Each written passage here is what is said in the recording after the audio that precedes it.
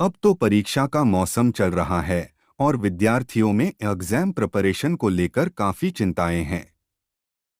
तो मैंने सोचा क्यों न मैं आप सभी को एग्जाम प्रिपरेशन के बारे में कुछ टिप्स शेयर करूं जिसे मैंने अपने जीवन में अपनाया है। मैंने पाया कि ऐसा कई बार होता है, हम बहुत ही अच्छे से अपने परीक्षा की तैयारी करते हैं पर परीक्षा में हम उतना अच्छा नहीं कर पाते और कई गलतियां कर बैठते हैं, जिससे हमें बहुत ही दुख होता है और हमारे आत्मविश्वास में कमी दिखाई देती है। मैं आप लोगों को यह बात बता दूं कि पढ़ाई करना की कला और परीक्षा देने की कला दोनों में बहुत अंतर है।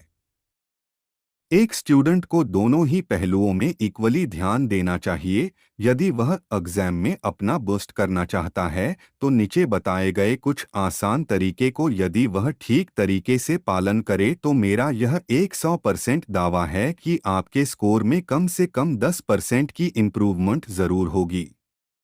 तो फिर देर किस बात की, चलिए शुरू करते हैं। स्टडी कैसे करें, टिप्स इन हिंदी। मेरा मानना है कि हमारे यहाँ परीक्षाएं साल भर में केवल 20 से 30 दिनों ही होते हैं। यदि हम एक साल 365 दिन को लेकर चलें तो जाहिर सी बात है कि बाकी के दिनों में हम काफ़ी बिंदास और चिंता रहित, टेंशन फ्री रहते हैं।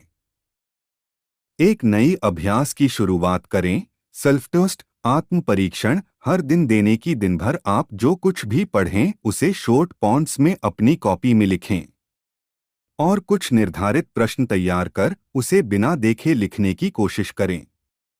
इन सभी टेस्ट को जांच के लिए अपने दोस्त या अपने शिक्षकों की सहायता लें और यदि यह भी मुमकिन न हो तो आप खुद भी अपने आंसर शीट जांच कर सकते हैं। कुछ सप्ताह के बाद आपको नतीजे आना शुरू हो जाएंगे। मेरा यह मानना है कि आत्म परीक्षण, सेल्फ इंट्रोस्पेक्शन करने से हमें अपने गलतियों का आभास होगा ताकि भविष्य में हम उन गलतियों को न दोहराएं।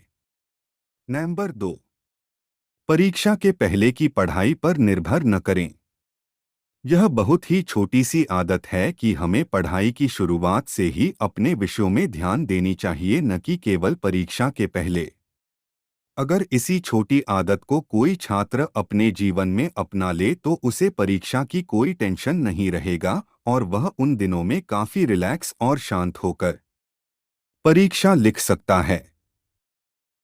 नंबर 3, शांत मस्तिष्क। रिसर्च से यह पाया गया है कि एक शांत मस्तिष्क 4 गुनी ज्यादा बेहतर काम कर सकता है एक अशांत मस्तिष्क के मुकाबले।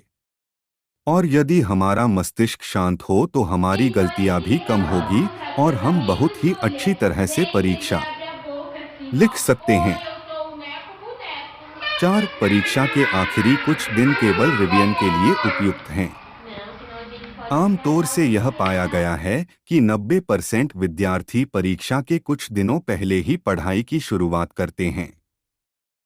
ऐसा करने से उन्हें काफी कम समय में बहुत ज्यादा कोर्स पढ़ना पड़ता है। इसी कारण परीक्षा के आखिरी महीने में केवल रिवीजन करनी चाहिए, जिससे कि हमें अपने अपने विषयों में अच्छी पकड़ हासिल होगी और परिणाम स्वरूप हमारा मन भी शांत होगा। परीक्षा के दिनों में अपने किताब की हर विषयों को अच्छी तरह समझें पढ़ने के वक्त, और यदि समझ में न आए तो अपनी डाउट उसी समय जरूर क्लियर करें। अपने विषयों का लगातार अभ्यास करें। हर दिन प्रत्येक 7 दिनों, 15 दिनों, 30 दिनों में अभ्यास परीक्षा दो। कम से कम 2 पूर्ण परीक्षा कोर्स की समाप्ति में देनी चाहिए। जब भी कोई महत्वपूर्ण जानकारी दिख जाए तो उसे अंडरलाइन करना न भूलें और उसे अपने नोटबुक में लिख रखें। अपनी नोटबुक को समय समय पर अपडेट करना न भूलें। ऐसा करने से आपको आखिर में रिवीजन करने में आसानी होगी। किसी भी विषम और परिस्थिति को निपटने के लिए हमेशा अपने पास एक सब्सिडरी प्लान तैयार रखें ताकि आपको एग्जाम के टाइम ज्यादा टेंशन लेनी न पड़े। जैसे कि आप क्या करेंगे यदि कुछ क्वेश्चंस आपके कोर्स से बाहर के हैं।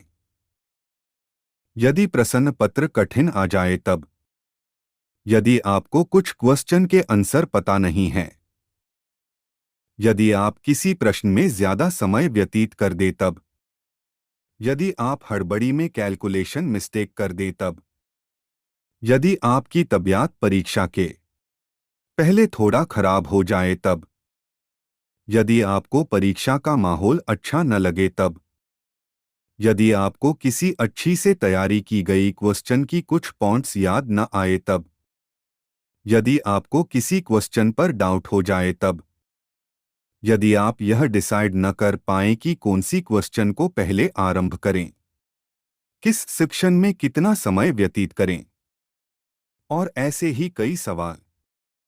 यदि आप पहले से ही इन सब परिस्थितियों से वाकिफ रहें तो आप इन सब मौकों पर धैर्य से मुकाबला कर सकते हैं।